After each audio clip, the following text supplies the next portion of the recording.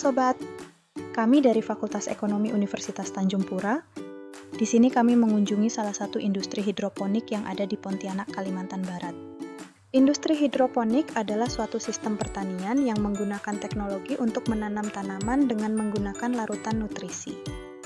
Industri hidroponik Pontianak ini terletak di Jalan Pangeran Natakusuma, Gang Selamat Bersama.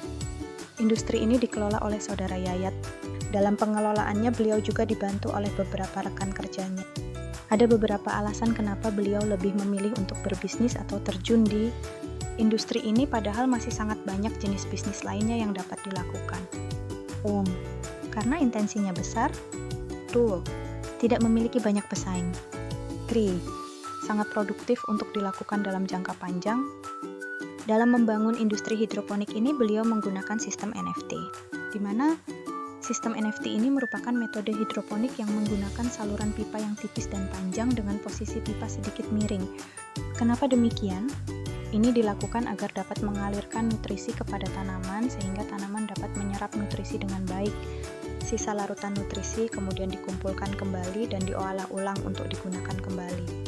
Air yang terdapat di dalam pipa sangat sedikit. Adapun kelebihan dari sistem NFT ini yaitu air yang digunakan lebih hemat, serta kekurangannya yaitu salah satunya ketergantungan terhadap teknologi. Dalam industri hidroponik ini juga memerlukan alat untuk mengukur nutrisi pada tanaman agar tanaman dapat tumbuh dengan lebih baik. Di sini beliau menggunakan alat yang bernama TDS.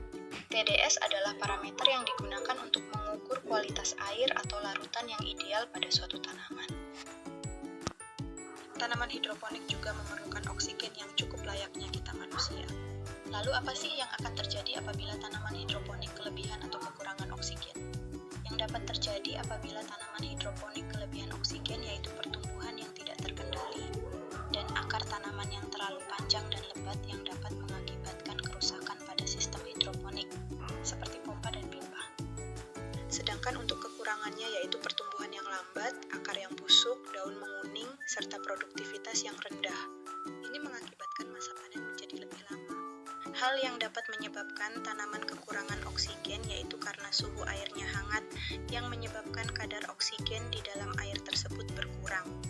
Apabila air terlalu dingin mengakibatkan kadar oksigen menjadi sangat tinggi. Selain oksigen yang dapat mempengaruhi tanaman, ternyata cuaca juga sangat mempengaruhi pertumbuhan tanaman. Cuaca yang berubah-ubah terkadang panas kemudian hujan, ini dapat mempengaruhi pertumbuhan tanaman dan membuat masa panen menjadi lebih lama, tetapi dampaknya tidak terlalu signifikan dibandingkan tanaman yang ditanam di tanah. Beliau menanam berbagai macam sayuran segar, mulai dari selada, pakcoy, hingga daun mint. Selada membutuhkan waktu sekitar 3-4 minggu untuk tumbuh dengan sempurna, sedangkan pakcoy jauh lebih cepat. Hanya 1-2 minggu saja sudah bisa dipanen. Menariknya, daun mint justru semakin rajin tumbuh jika sering dipetik, menjadikannya tanaman yang selalu siap sedia untuk menambah aroma segar dalam hidangan. Dengan perpaduan sayuran yang beragam ini, kebun beliau tidak hanya hijau dan subur, tetapi juga penuh manfaat. Ada beberapa hal juga yang perlu diperhatikan dalam memelihara tanaman hidroponik. 1. Pencegahan hama, penyakit dan jamur pada tanaman. Hama yang paling sering terdapat di tanaman hidroponik pada umumnya adalah kutu yang terletak di bawah daun.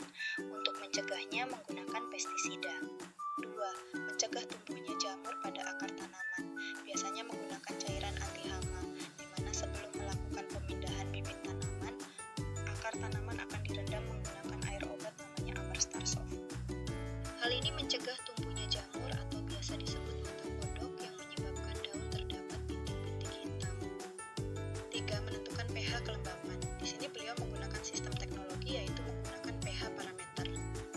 Untuk sumber air bersih yang beliau gunakan ada berasal dari sumber air PDAM. Akan tetapi beliau juga menggunakan air subur untuk antisipasi apabila air PDAM menjadi payau. Beliau juga memanfaatkan air hujan untuk membuat produksi air. Untuk sistem pemasaran sendiri